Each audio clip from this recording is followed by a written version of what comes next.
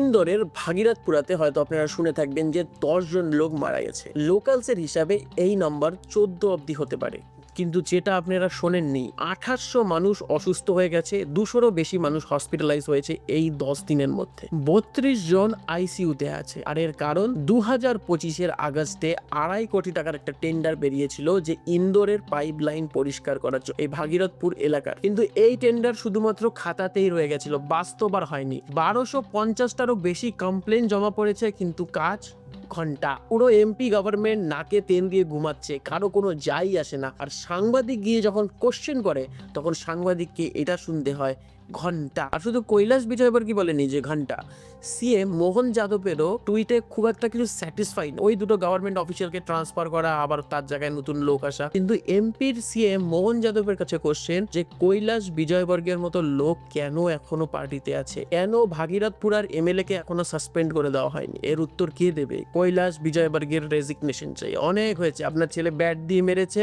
আপনি মানুষ মরার পরে গিয়ে হেসেছেন, সব ঠিক আছে, আর হবে না, এইবার রেজিগনেশন চাই।